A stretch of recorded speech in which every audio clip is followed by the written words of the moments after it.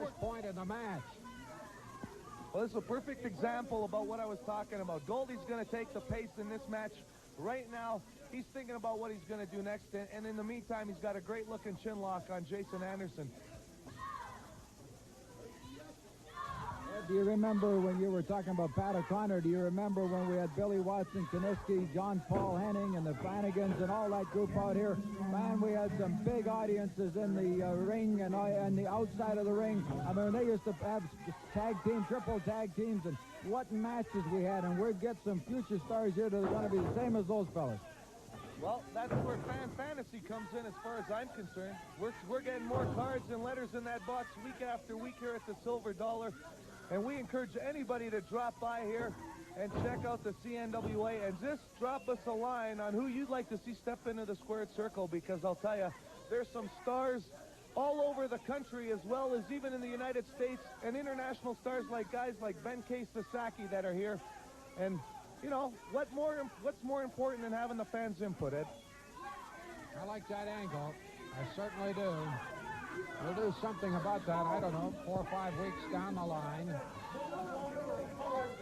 And it will not be Ed Whalen in the ring. Or myself, if I can. That. Oh, you're fine, Joe. Oh, I'm okay. You're roughly 50 years younger than me, you know. Roughly. Well, Ed, as long as you're behind me, I don't care if it's at the desk or in my corner, as long as I know I got you near. Because when you're not here, it's usually somebody else. Lucky enough, I had Frank with me last week. All right. Right back to that chin lock is Goldie Rogers, and I'll tell you, he's controlled this match well. I guess that's about the, 4 or 5 minute mark, Ed? That's when it started to happen in there. And look at the head of Jason Anderson. It's beet red, so you know that Rogers is cutting off the circulation.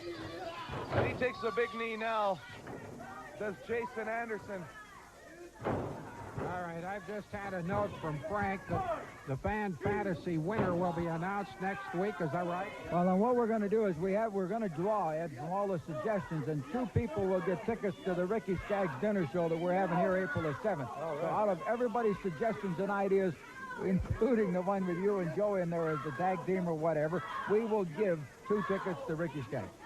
You think Bob Brown might have had anything to do with that one? The Fan Fantasy yet? Get rid of us both? You people in the Calgary area should be aware that next week at the Silver Dollar Action Center, a Wednesday night, free bus service will be available after the matches to the light rail transit centers. Okay, free bus service to the light rail transit after the matches in Calgary Wednesday. Okay.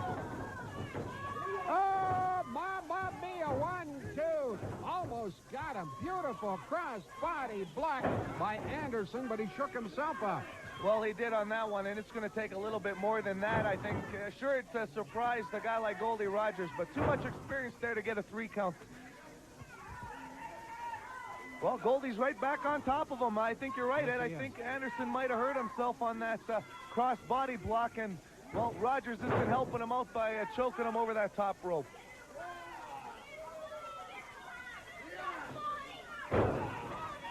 Cover, 1, 2. That's all.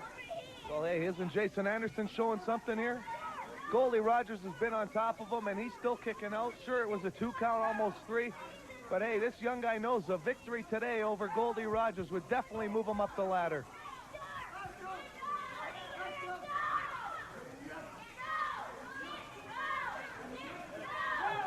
I love it to hear Goldie hollering, yes, yes, yes, and the fans hollering, no, no, no, and Anderson is right with them. So the fans and Anderson right at the moment are winning. Let's see what happens with Anderson over Rogers here in a moment or 2. Well, right now, the arm drops twice.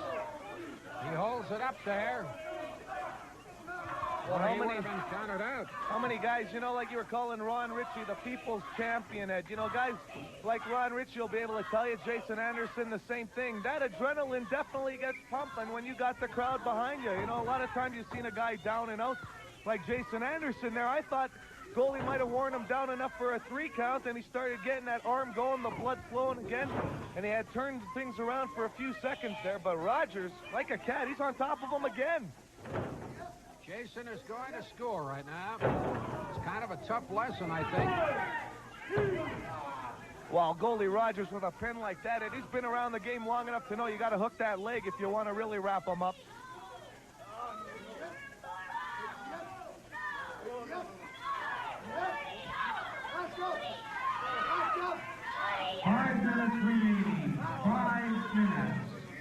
Well, Jürgen Herman's on top of the action tonight, Ed, definitely, you know, and believe it or not, Jürgen has been getting cheered by the crowd now and then here in the CNWA. That's a bit of a change for him as well, isn't it?